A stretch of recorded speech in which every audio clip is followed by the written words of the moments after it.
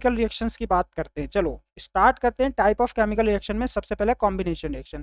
देखो combination reaction, word combination का मतलब होता है कंबाइन होना या कंबाइन होकर के किसी चीज का बनना, ठीक है। तो यहाँ पर अगर आप इस वाली जनरल रिएक्शन को देखोगे तो ए plus B give you see. तो यहाँ पे हो क्या रहा है कि ए और बी दोनों मिलकर के आपको सी का निर्माण हो रहा है, ठीक है। तो ये होगी कॉम्बिनेशन रिएक्शन की एग्जाम्पल। और कोयल बर्निंग ऑफ कोयल, ठीक है, ये मैं आपको पहले बता चुका हूँ। जो कोयला का दहन होता है, ठीक है, जिसमें कार्बन होता है कोयले के अंदर एक प्रचुर मात्रा में, और ये कार्बन ऑक्सीजन के साथ ये करके कार्बन डाइऑक्साइड बनाता है। कार्बन सॉलिड फॉर्म में होता है, ऑक्सीजन गैसेस फॉर्म में होगा। तो जो इन दोनों से प्रोडक्ट मिलेगा आपको कार्बन डाइऑक्साइड, वो गैसेस फॉर्म में मिलेगा। फॉर्मेशन ऑफ वाटर, वाटर में H2 plus O2 give you 2H2O, ठीक है। तो ये वाटर फॉर्मेशन हो गया। ये भी एक कॉम्बिनेशन रिएक्शन का एग्जाम्पल है, क्योंकि यहाँ पे दो दो चीज़ें मिल करके एक नई चीज़ का निर्माण कर रही हैं। इस टाइप को रिएक्शंस को बोलते हैं कॉम्बिनेशन रिएक्शन, ठीक है। जैसे आप इस वाली रिएक्शन को देखोगे, calcium oxide plus H2O give you calcium hydroxide slack lime. Exothermic reaction क्या होती है? देखो एक्सोथर्मिक रिएक्शंस वो रिएक्शंस होती है जिसमें हीट एनर्जी रिलीज होती है प्रोडक्ट के साथ, ठीक है। अगर आप इस एग्जांपल्स को देखोगे तो बर्निंग ऑफ नेचुरल गैस यानी methane gas plus oxygen give you carbon dioxide H2 और हीट। तो ये जो नेचुरल गैस है जो आप के घर में LPG गैस के फॉर्म में आता है, सिलेंडर वगैरह, तो उसमें जो है मीथेन गैस वगैरह का कॉम्बिनेशंस होती है। तो जब आप उसको ऑक्सीजन के प्रेजेंस में जलाते हो तो आपको उससे क्या मिलती है? हीट मिलती है, ठीक है। जब आप रेस्पिरेशन यानी जब सांस लेते हो तो सांस लेते समय क्या होता है कि आप जब पूरा एक प्रक्रिया होती है सांस लेने की, ऑक्सीजन गया फेफड़ों तक, फेफड़ों पे वहाँ पे उसका आपके ब्लड वेसल्स में गया, ब्लड वेसल्स में जो ग्लूकोज मॉलिक्यूल है जो आपने फूड के तौर पे कंज्यूम किया है, वो ऑक्सीजन के साथ रिएक्ट करके जो ऑक्सीजन आपने इनहेल किया है उन दोनों के साथ रिएक्ट करके कार्बन डाइऑक्साइड बनाता है, H2O बनाता है, एनर्जी बनाता है। ये कार्बन डाइऑक्साइड आपकी नोस्ट्रिल से दोबारा से बाहर निकल जाता है और सेम ये प्रोसेस जो है रेस्पिरेशन का चलता रहता है। और इसमें आपको क्या मिलती है? एक एनर्जी मिलती है जिसकी वजह से आपके जो सेल्स हैं वो काम करते हैं, आपकी बॉडी पार्ट्स काम करते हैं, ठीक है। तो एक्सोथर्मिक रिएक्शन का एग्जाम्पल्स आपको क्लियर हो गए होंगे। एक्सोथर्मिक रिएक्शंस वो रिएक्शंस होते हैं जिसमें आपको एनर्जी मिलती है। डिकम्पोजिशन रिएक्शंस समझते हैं। डिकम्पोजिशन रिएक्शंस क्या होती है? डिकम्पोजिशन रिएक्शंस वो रिएक्शंस होती है जिसमें आपका एक ही रिएक्टेंट दो प्रोडक्ट बनाए। जैसे आप अगर इस रिएक्शन को देखो, ए जो था कोई भी मॉलिक्यूल था, उसने अपने आप को दो मॉलिक्यूल्स में तोड़ दिया, ए प्लस बी, या दो एटम्स में तोड़ लिया, ठीक है। तो यहाँ पर आप अगर डेफिनेशन लिखोगे तो डेफिनेशन सिंपल सा है, a reaction in which compound splits into two or more simple substance is called decomposition reaction, ठीक है। थर्मल डिकम्पोजिशन क्या होता है? देखो डिकम्पोजिशन के अंदर ही बहुत मतलब दो तीन टाइप हैं। पहला है थर्मल डिकम्पोजिशन। थर्मल डिकम्पोजिशन मतलब, थर्मल का मतलब क्या होता है? देखो थर्मल का मतलब होता है, इस शब्द को समझने के लिए, इस डेफिनेशन को समझने के लिए आप थर्मल जो वर्ड है ना, थर्मामीटर से कहीं ना कहीं कनेक्ट कर सकते हो। और थर्मामीटर का मतलब होता है कि आपका टेम्परेचर मेजर करने के लिए जहाँ पे आपको हीट वगैरह दिखे, ठीक है, हीट होती है, हीट ही तो मेजर करता है थर्मामीटर।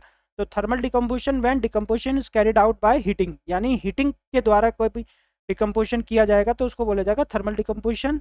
तो यहाँ पे FeSO4 जो है फेरस सल्फेट, ये ग्रीन कलर का होता है।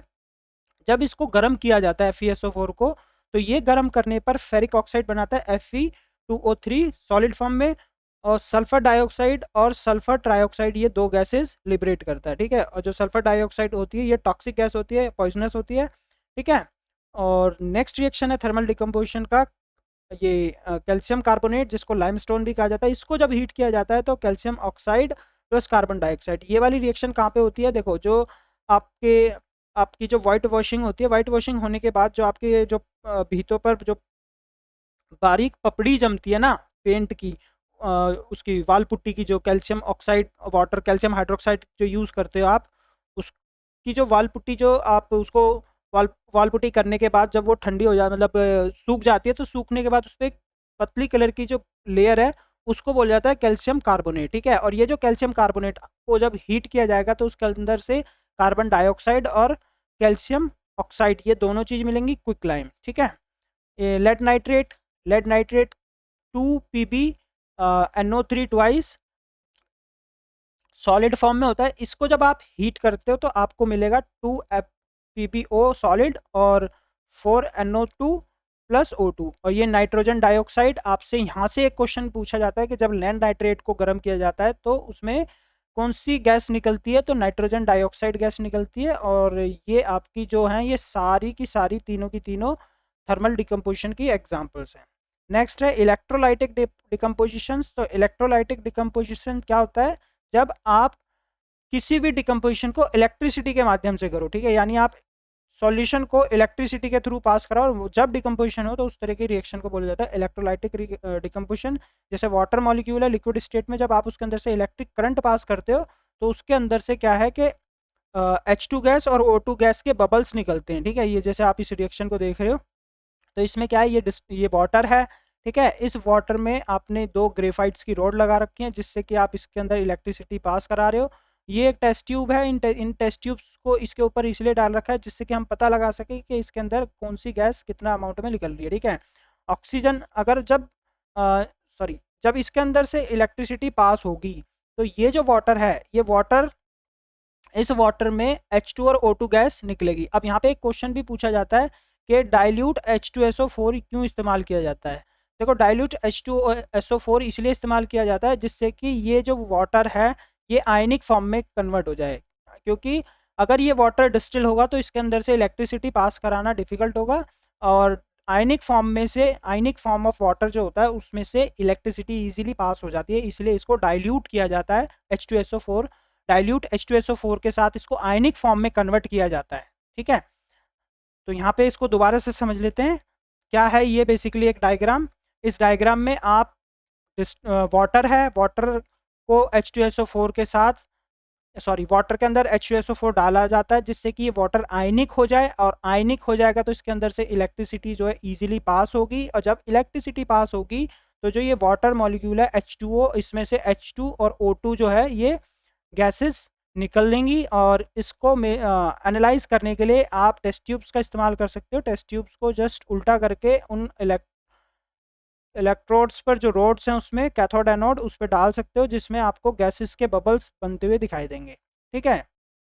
नेक्स्ट है फोटोलाइटिक डिकम्पोजिशंस। फोटोलाइटिक डिकम्पोजिशंस क्या होता है, जब जो रिएक्शन है या डिकम्पोजिशन है वो सनलाइट की प्रेजेंस में हो, ठीक है। तो जैसे आप यहाँ पे देख रहे हो कि the decomposition reactions are mostly endothermic reactions. तो डिकम्पोजिशन रिएक्शन जो होती हैं, जो सारी की सारी एंडोथर्मिक रिएक्शन होती है, क्योंकि इसमें आपको एनर्जी की रिक्वायरमेंट होती है। और जैसे आप इसको देख रहे हो AgCl, सिल्वर क्लोराइड, जब इसको आप सनलाइट के प्रेजेंस में रखते हो तो Ag प्लस Cl2 की फॉर्म में ये मिल जाता है। Ag जो होता है सॉलिड फॉर्म, और क्लोरीन गैस इसमें से बाहर निकल जाती है। सेम AgBr के साथ है, इसको जब सिल्वर ब्रोमाइड को जब आप सनलाइट के प्रेजेंस में रखते हो तो आपको 2Ag plus Br2 gases form में कन्वर्ट हो जाएंगी।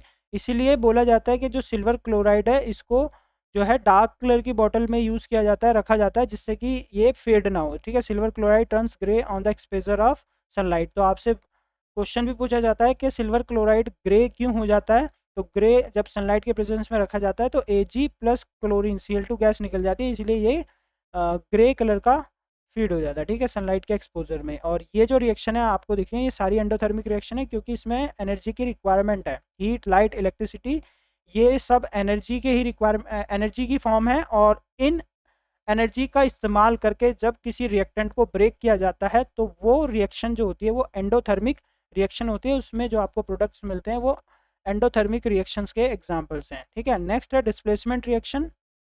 देखो, displacement reaction is a chemical reaction in which more reactive metal displace less reactive elements, ठीक है। इसमें साल्ट फॉर्मेशन होता है, Fe plus CuSO4 give you FeSO4 plus copper, ठीक है।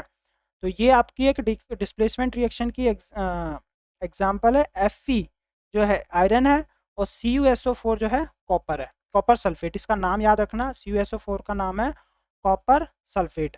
Fe iron, CuSO4 copper sulphate. FeSO4 aqueous form मिलेगा, और carbon जो इसमें से कॉपर है वो अलग मिल जाएगा, ठीक है।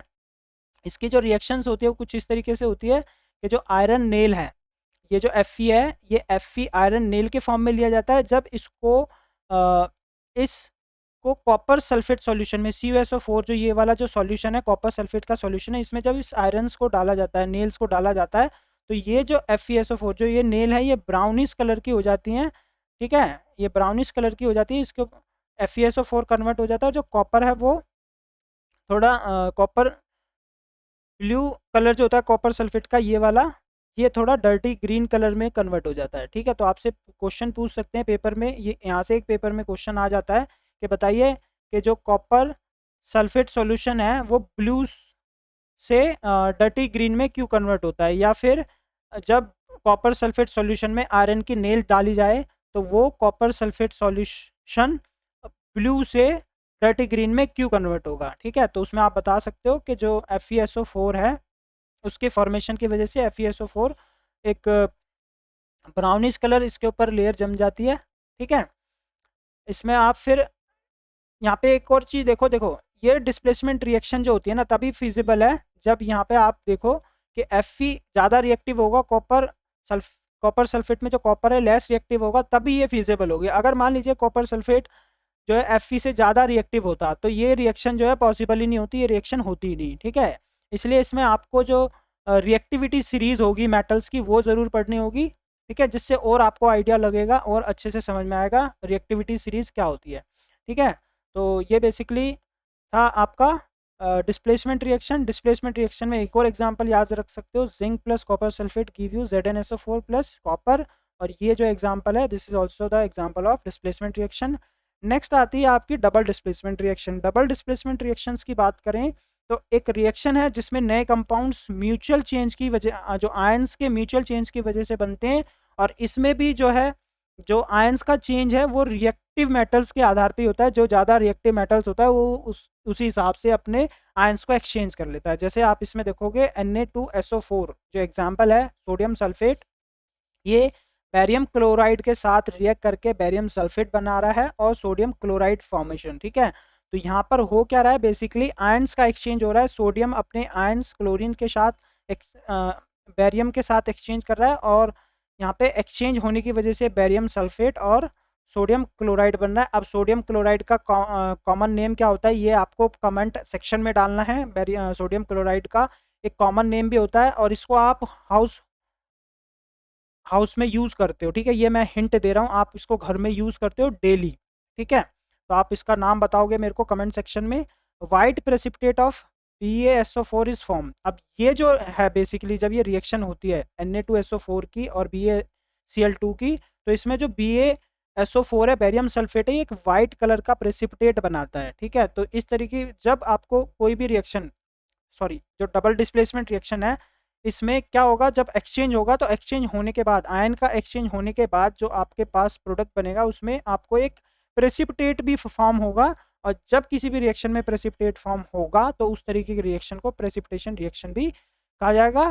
तो all displacement reaction are not precipitation reaction. तो देखो यहाँ पे इस नोट को याद रखना, ज़रूरी नहीं है कि सारी प्रेसिपिटेशन रिएक्शन जो है, सारी जितनी भी डबल डिस्प्लेसमेंट रिएक्शन है सब प्रेसिपिटेशन रिएक्शन हो। ठीक है, तो जितने भी प्रेसिपिटेशन रिएक्शन होंगी हो सकता है वो डबल डिस्प्लेसमेंट रिएक्शन हो, बट सारी double displacement reaction precipitation reaction नहीं होंगी। ये नोट पॉइंट याद रखना है आपको। ठीक है, ये आपको दो और एग्जांपल्स हैं डबल डिस्प्लेसमेंट के, जिसमें Ki यानी potassium iodide gives you lead nitrate, sorry potassium iodide plus lead nitrate, ये दोनों मिलकर के आपका जो प्रोडक्ट बना रहे हैं लेड आयोडाइड और KNO3 पोटेशियम नाइट्राइड। ठीक है, तो ये आपको याद रखना है। ये दो और डबल डिस्प्लेसमेंट एग्जाम्पल के, डबल डिस्प्लेसमेंट रिएक्शन के एग्जाम्पल्स हैं। ठीक है, नेक्स्ट है ऑक्सीडेशन एंड रिडक्शन रिएक्शन। देखो ऑक्सीडेशन रिएक्शन क्या होती है, जब कोई रिएक्टेंट ऑक्सीजन का इस्तेमाल करे, ऑक्सीजन के साथ रिएक्ट करे, तो उसको बोल जाता है ऑक्सीडेशन रिएक्शन। ठीक है, जैसे अगर आप इस वाली रिएक्शन को देखो, ठीक है, तो यहाँ पर हो क्या रहा है, कार्बन ऑक्सीजन के साथ रिएक्ट करके कार्बन डाइऑक्साइड बना रहा है। ठीक है, तो addition of oxygen in reactant and removal of hydrogen from the reactant. Oxidation कब होगा, जब रिएक्टेंट से हाइड्रोजन निकलेगा और ऑक्सीजन रिएक्टेंट में ऐड होगा। ठीक है, तो यहाँ पर अगर आप देखो कार्बन डाइऑक्साइड, सॉरी ये वाली रिएक्शन देखोगे तो जैसे कार्बन प्लस ऑक्सीजन मिलके आपका बना रहे हैं कार्बन डाइऑक्साइड, और इसमें ये जो कार्बन के साथ ऑक्सीजन जुड़ रहा है इसलिए इसको ऑक्सीडेशन रिएक्शन कहेंगे।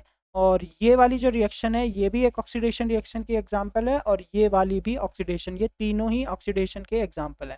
ठीक है, अब यहाँ पे ऑक्सीडेशन, ये जो थर्ड वाली है ये थोड़ा डिफरेंट है, इसको समझाते हैं थर्ड वाली को। इसमें ये बेसिकली आपकी एक इस वाली रिएक्शन में आपका दोनों चीज़ हो रही है, ऑक्सीडेशन भी हो रहा है, रिडक्शन भी हो रहा है।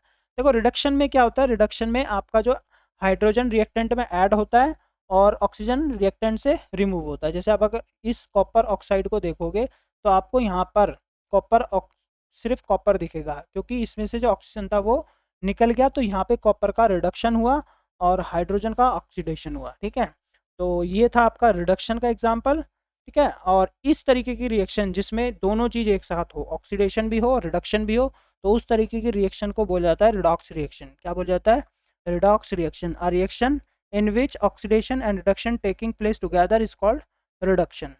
ठीक है, तो ये था ऑक्सीडेशन रिडॉक्स रिएक्शंस के। बेसिकली आप इसको समझोगे कैसे? ठीक है, आपको मैंने बता दिया ये सारा। और यहाँ से एक क्वेश्चन है कि आप इसमें आपका अगर कोई भी इसमें डाउट है, लाइक आपको कोई इक्वेशन समझनी है कि वो रिएक्शन जो है रिडॉक्स रिएक्शन का एग्जांपल है या नहीं है, वो रिडॉक्स रिएक्शन है या नहीं है, तो आप क्या कर सकते हो, कमेंट सेक्शन में डाल सकते हो, जिससे मैं आपको उसका आंसर दे दूंगा कमेंट सेक्शन में। ठीक है, नेक्स्ट है effects of oxidation in daily life. तो इफेक्ट्स क्या हैं? देखो, ऑक्सीडेशन के इफेक्ट्स हैं कोरोजन, रेंसिडिटी। कोरोजन का मतलब होता है सिंपल सा, जब भी कोई मेटल एयर या मॉइस्चर के प्रेजेंस में रखा जाता है तो वो क्या होता है, वो रस्ट हो जाता है, उसकी मेटल की जो क्वालिटी है वो कम हो जाती है। ठीक है, कोरोड हो जाता है। तो उस तरीके की रिएक्शन को कोरोजन बोला, मतलब उस तरीके की चीज़ों को कोरोजन बोला जाता है। जैसे रस्टिंग ऑफ आयरन, जिसमें black coating on silver, green coating on copper. ठीक है, ये सब कोरोजन के ही एग्जाम्पल हैं। लोहे पे जंग लगना जो है कोरोजन का एग्जाम्पल हो गया। और इन सब को बचाने के लिए, कोरोजन से मेटल्स को बचाने के लिए क्या किया जाता है, गैल्वेनाइजेशन किया जाता है, इलेक्ट्रोप्लेटिंग की जाती है और उन पर पेंट वगैरह अप्लाई किया जाता है। ठीक है, गैल्वेनाइजेशन क्या होता है? देखो, गैल्वेनाइजेशन बता देता हूँ। जब किसी भी डिज़ायरेबल मेटल को आप किसी दूसरे मेटल के साथ मिक्सअप कर दो, ठीक है, तो उसको गैल्वेनाइजेशन किया जाता है, उसको गैल्वेनाइजेशन कहा जाता है। सेम अगर आप इलेक्ट्रोप्लेटिंग की बात करें तो इलेक्ट्रोप्लेटिंग में आप इलेक्ट्रोप्लेटिंग इलेक्ट्रिसिटी का यूज़ करके एक लेयर कन्वर्ट करते हैं। जैसे आपने देखा होगा जो साइकिल वगैरह जो होती है उनके हैंडल्स जो होते हैं वो थोड़े शाइनी होते हैं, वो इलेक्ट्रोप्लेटिंग से ही शाइनी किए जाते हैं, जिससे कि उनको कोरोजन से बचाया जा सके। ठीक है, रेंसिडिटी जो है, रेंसिडिटी क्या होता है? रेंसिडिटी सिंपल सा, जब आपका जो फूड है, फूड प्रोडक्ट में आपको फैट और ऑयल वगैरह जो है कॉमन सी चीज़ें मिलेंगी, जब ये एयर में रखे जाएंगे तो ये क्या होंगे, एयर में रखने पर ऑक्सीजन के साथ रिएक्ट करके ऑक्सीडाइज हो जाएंगे, और उस तरीके की चीज़ जो होगी ना, वो होगी रेंसिडिटी। ठीक है, और इसकी वजह से जो आपका फूड होगा वो बैड हो जाएगा, टेस्ट में बैड होगा, उसमें टेस्ट नहीं आएगा, बैड स्मेल करेगा। ठीक है, और रेंसिडिटी से प्रिवेंट करने के लिए एंटीऑक्सीडेंट और टाइट कंटेनर्स, फूड, ठीक है, फूड्स को टाइट कंटेनर्स के अंदर रखा जाता है। साथ में नाइट्रोजन गैस फिल की जाती है, और रेफ्रिजरेशंस में जो रेफ्रिजरेशन से मतलब फ्रीज वगैरह है उसके अंदर आपके फूड को स्टोर करके रखा जाता है। ठीक है, यहाँ से एक क्वेश्चन आता है कि बताइए जो फूड पैकेट्स आते हैं, पैक फूड आते हैं, उसके अंदर जो गैस फिल होती है वो कौन सी होती है? तो आप बता दोगे नाइट्रोजन गैस फिल होती है। ठीक है, नाइट्रोजन गैस होती है, लेस रिएक्टिव होती है, ये किसी भी फूड के साथ रिएक्ट नहीं करती, इसलिए नाइट्रोजन गैस को फिल किया जाता है। ठीक है, एंटीऑक्सीडेंट डाले जाते हैं। अब आपसे मेरा एक क्वेश्चन है कि ऐसे दो एंटीऑक्सीडेंट के एग्जांपल्स बताइए जो फूड के अंदर रखे जाते हैं, फूड के अंदर डाले जाते हैं, जैसे अचार वगैरह जो बनती हैं, अचार हो गया, या फिर कुछ भी जो टाइट कंटेनर्स में आते हैं, जैसे आपके अचार हो गया, अचार के अलावा और जैम्स होते हैं, जैम्स में एंटीऑक्सीडेंट फिल करके आपके पास तक आते हैं, जिससे कि वो रेंसिडिटी से प्रिवेंट रहें। ठीक है, और आपको फूड पॉइजनिंग जैसी चीज़ ना हो। ठीक है, तो आप इसमें कमेंट सेक्शन में डालोगे, मतलब बताओगे मेरे को कि एंटीऑक्सीडेंट के नाम जो टोमेटो केचप, टोमेटो केचप हो गया, या फिर जैम हो गया, या फिर अचार हो गया, उसमें जो एंटीऑक्सीडेंट यूज़ किया जाता है उसका क्या नाम है? तो ये था बेसिकली आज का आपका चैप्टर। ठीक है, और इसमें आपके चैप्टर में ये हमने जो कवर अप किया है ये पूरा इस फ्लो चार्ट के अकॉर्डिंग कवर किया। ठीक है, तो आप इस चैप्टर में ये फ्लो चार्ट समझ लो, इसमें रिएक्शन क्या आती है, colour, state, temperature, simplest form में जब हम किसी भी वर्ड राइट करते हैं वर्ड इक्वेशन को, उसको केमिकल इक्वेशन कहते हैं। ठीक है, हम इसमें ये केमिकल इक्वेशन, ये एक वर्ड फॉर्म हो गई, ये एक केमिकल इक्वेशन होगी। ठीक है, types of reaction, combination, decomposition, displacement, double displacement, oxidation reduction. ठीक है, और कोरोजन और डेंसिटी, यही आपका चैप्टर था बेसिकली। ठीक है, और इसमें भी एंडोथर्मिक और एक्सोथर्मिक।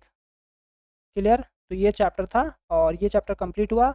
यदि आपको ये चैप्टर सही लगा हो या इसमें कोई भी डाउट हो तो आप कमेंट सेक्शन में पूछ सकते हो। अगर हमसे कोई गलती हुई है तो please try to ignore it, क्योंकि हम जो है आपके लिए एफर्ट्स लगा रहे हैं, थोड़ा सा तो मिस्टेक्स हो जाती हैं। ठीक है, as we are human beings not an AI।